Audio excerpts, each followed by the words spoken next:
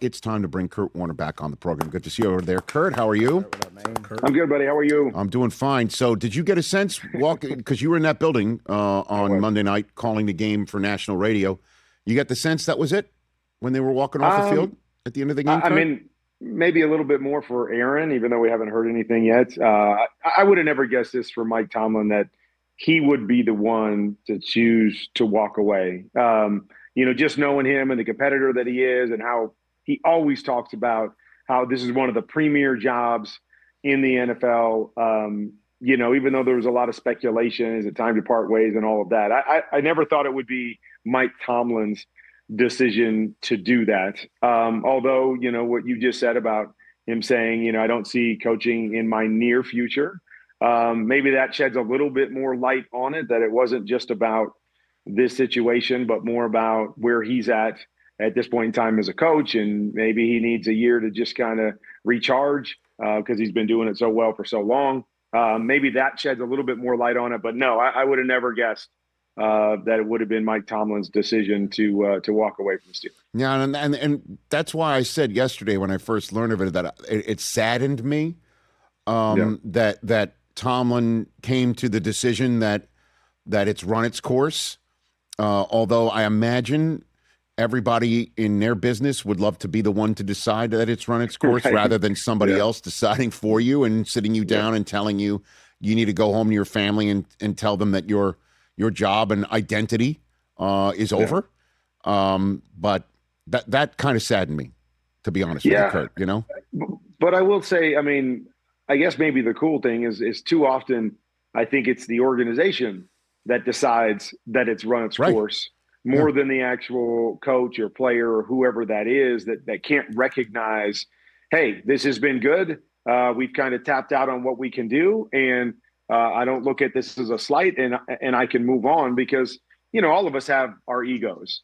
And so, as a coach, to have that ego, to have that success, and to kind of have people insinuate that you can't turn it around, you can't get them back to the top, that takes a shot at your ego. But for, Coach Tomlin to be able to recognize, hey, I kind of agree with that this is, we've done what we could. We've had success. This just doesn't seem to be working and going in the right direction. And I can be man enough to step up and go, I get it. I understand. And I'll walk away. So the organization doesn't have to make that tough move because he's meant so much to them. So, I mean, kudos to him. I mean, he's always, been class in the way that he's represented, things in the NFL and the organization. But that's pretty cool for him to recognize that and step away. Kurt Warner here on the Rich Eisen Show. Our radio audience returned towards the end of your answer right there, Kurt, as you were kind enough to hop on during our Disney Plus and ESPN app television streaming segment right here on the Rich Eisen Show. Let's jump into Aaron Rodgers, what you saw. Again, you were in the building. Art Rooney II saying, Aaron came to Pittsburgh to play for Mike, so that it'll probably affect his decision about returning to Pittsburgh. That said, do you think he should find one more spot? Clearly, no one wants to end a career on a pick six, but his career before all that is first ballot Hall of Fame, no question about it type stuff. And the ball still flies out of his hands. He was able to protect himself for most of the game against what could be, at the end of the day, the most ferocious defense that's left in the playoffs. Obviously, we'll see who else, like Denver or Seattle or whomever else, can affect things. What do you think, Kurt? Yeah, I mean, I think this is an interesting one. Like, first of all, if you do want to keep playing, you have to look at options. What are the options to probably go back and play for a year? You mentioned it. I mean, from a throwing standpoint, I mean, he's got plenty in the arm to be able to make every throw.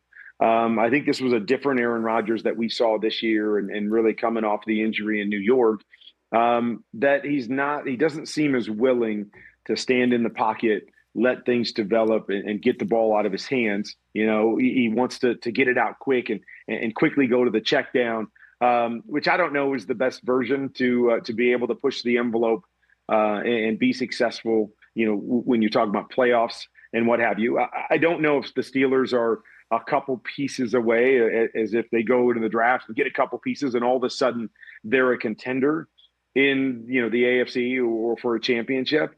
And so I think so much of it comes down to where you can go and really why you want to keep playing. We talked a little bit about it on the show. Is it just because you love the game and you don't want to give it up until you have to, and there's still plenty physically that he can do? Or are you trying to prove something? Are you trying to accomplish something else to add to your legacy that, may be able to catapult you, up closer to the top or signify, yourself as one of the greatest of all time? I think most people think, it takes a couple championships to put yourself in that category. So if that's the reason that you want to keep playing, I think you really have to weigh, is there a spot out there that can do that and allow me to have that sort of success? Because if not, and you're just putting yourself in another difficult situation, is it worth it long term? So, those are a couple things that I think about with Aaron. Just my gut is that this will be it, that he'll be done.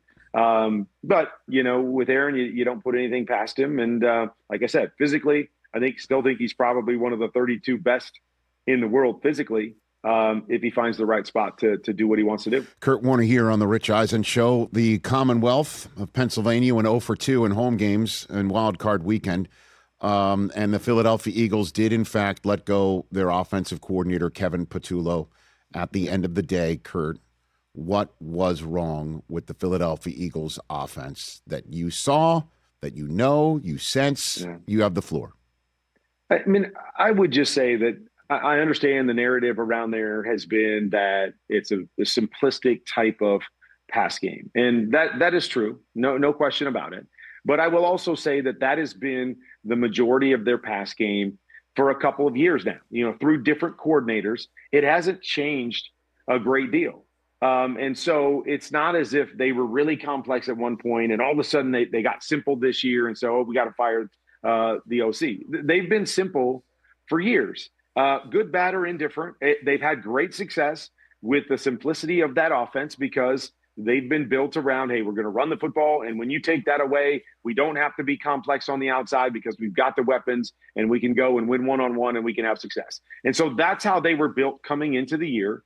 And the bottom line is they didn't execute and play very well this year. And it started up front. They didn't run the football well. They didn't have success. They had injuries up front. And then, there wasn't a huge adjustment on the outside. And, it leaves all the questions of, why did they not make adjustments? Could they have made adjustments? I even broke down, the final drive this past weekend. There were guys open on most of the plays. I didn't like the final play call, but the rest of the plays, there were guys open. So even if it's a simple concept, there can be guys open, and it can be a good concept to attack any coverage. So you don't always have to be complex. You love to see a little more complexity and creativity that maybe creates some more easy opportunities for your guys. But again, this is not something to me that's different. Like all of a sudden we got Kevin Patullo in there and, it's changed. And now, they dumbed down everything from where they were when they won a championship a year ago. It's not that. And you have to believe that a big part of these changes when you bring in a new coordinator is like, hey, we're not changing much. Like, don't come in and change everything. We just won a championship. Like, we've been in 2 Super Bowls in the last however many, 4 or 5 years. We're not going to change a lot. And so that makes sense why it's been the same through the different coordinators, with sure, a little different feel with Kellen last year and some other guys, but primarily the same sort of stuff. And so I just think it's a tough situation for a first-time play caller that, he gets put in there. They're going to run primarily the same offense. They didn't execute as well. He might not have, made great adjustments, but he's in his first year of calling plays, and you have to expect, things to be a little bit tougher there. And I think it's just unfortunate because, we know they won the Super Bowl a year ago, and all of a sudden you put in a first-time play caller. Was that the right decision with the talent and the team and what you're trying to accomplish at this particular point? I think is probably the bigger question, than some of that other stuff. Well, I think the biggest question involves the quarterback, Kurt, which is kind of crazy because you're talking about somebody and you would know how difficult it is to come up with your best game in the Super Bowl because you did it 3 times. I guess you made it look easy, but you did it 3 times, and Jaylen Hurts has done it twice. And then the other years, he looks lost, like he's not. He's new, and I'm wondering if anything has to do, if that has to do with either his abilities, which is the red hot rumor and subtext of all the criticisms of him, or is it? Take a look at this board we put together. This is absurd. That is absurd, Kurt. Like, look at gosh. Shane Steichen's the only. That's crazy. Time in 2021, 2022, the only offensive coordinator that Hurts has had in back-to-back years. Yeah. Going back to college, probably back to high school, Kurt. Like that is nuts. And again, I can understand how that can affect. I always feel like when you get into a new system, it takes about a year to get comfortable with it. But back to what I was saying is, I don't believe this system is a new system. I don't think every year they're changing the way they call plays, and the concepts, as I said, were very similar. So I look at that a little bit differently. Of course, the guy calling plays and how he sees the game and how you're connected to him. Of course, that can be a huge thing, going from one guy to the next, going from a veteran guy to a young guy at calling plays. That can surely be it. But I know there's a lot of questions about, what part of this does Jaylen fit into in terms of what he wants to do and what he likes to do. I've said, I don't think, he's the greatest processor in terms of getting from 1 to 2 to 3 and working through his progressions quickly. But he's also not rare in the league in terms of not everybody is a great processor. When he knows where he wants to go with the football, he's a tremendous thrower of the football. And we've seen that, and it's why he's been so good in those big moments. To say, just knowing Jaylen like I do and what you're talking about with all these different systems and different guys, to tell me that they couldn't get more creative with their formations and motions, even if they were going to run some of the same concepts that they're running, which, again, these concepts are concepts that everybody around the league runs. So it's not like they're terrible concepts. To get more creative with some of those different things, you're going to tell me that Jaylen Hurts couldn't call those plays and give him a wristband like you see. I mean, whatever. I mean, that to me seems like the most ludicrous part of it is that that Jaylen couldn't handle more on his plate. It may not be his favorite thing when you may be asking him to do a little bit more in terms of seeing things or reading coverage and what have you. But I just think that's a little bit crazy to say that, their simplicity of what they're doing is all because of Jaylen Hurts. So I think it's a combination of a whole bunch of different things, including we've had success with this. We're going to stick with this. We're not going to make a bunch of wholesale changes because we have the roster, we have the talent. Let's do this. And then when it didn't work, try to get out of that when you've been doing those things for years, or when you have a first-time play caller. I think it's going to always be a lot more difficult than if it's things that you've been doing or change-ups that you already have in the playbook. Kurt Warner here on the Rich Eisen Show. Which quarterback won the All-22 award? You're the QB confidential guy watching all the film. Who had the best performance in the wild card weekend? And it could be a quarterback who didn't win, because we saw some great performances throughout the weekend. What do you have for me, Kurt? We did. It's a good question. I wasn't thinking about it so much coming into this weekend. I'm going to actually probably say it was Caleb Williams.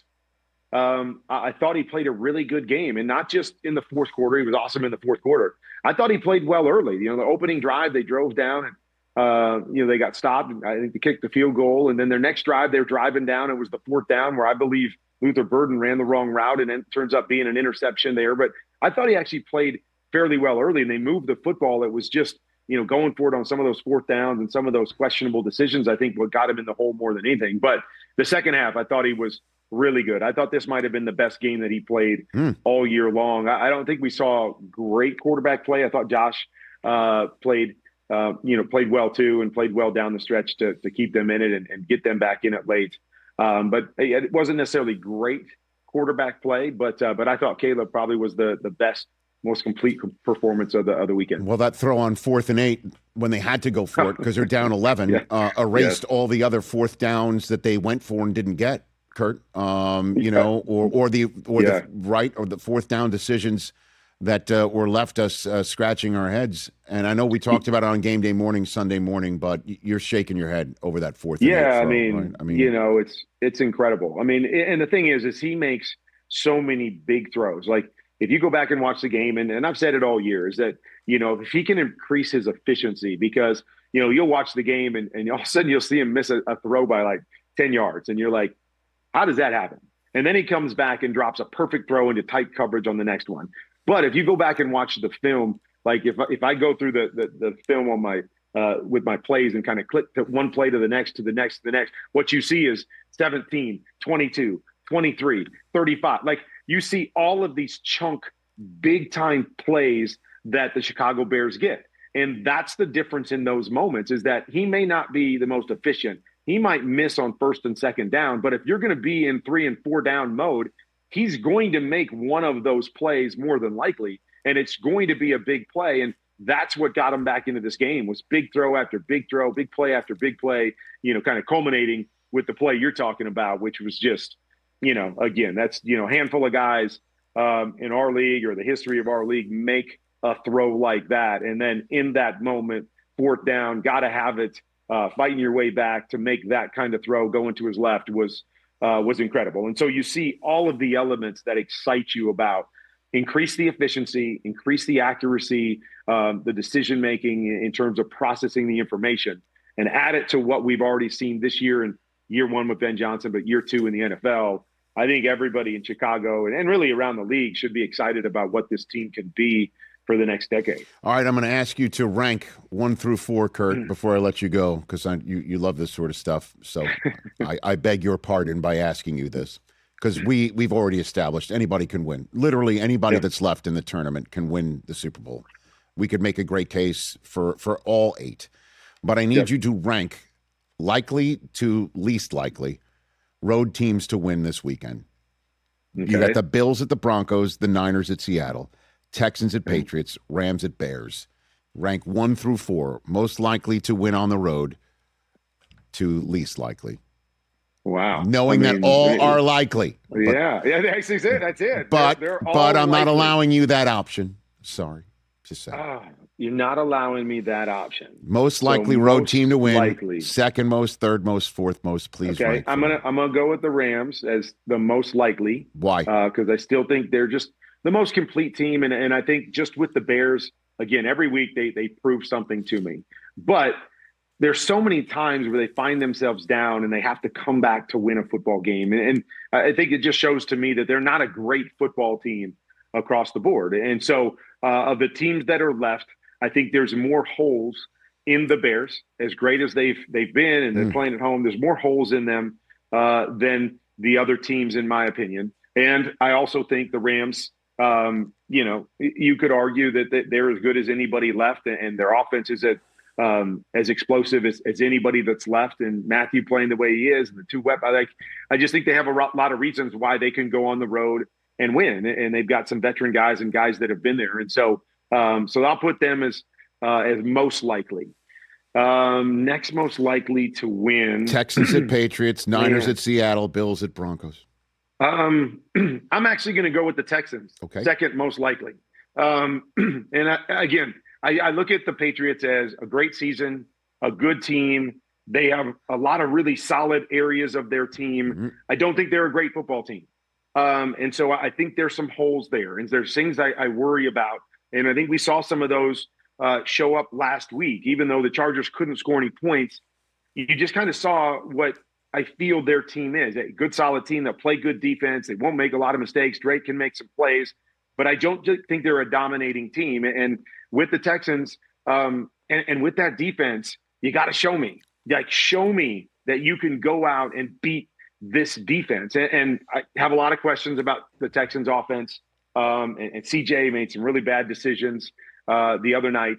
But even with that, they get a blowout win because their defense is so good. And so I think a combination of how good that defense is and just the Patriots being a good team, but not a great team to me, I'm going to put them second most likely. Then I'll go with the Bills. Of course, we know with Josh, that's likely. They've got some injuries. I worry about them on the outside, as I always do when they have to get into a throwing type game. I worry about that. But, Josh is just, so good, and he can elevate his team so well. And Still a young team in Denver, which again hasn't been a great dominating team this year. Good on defense.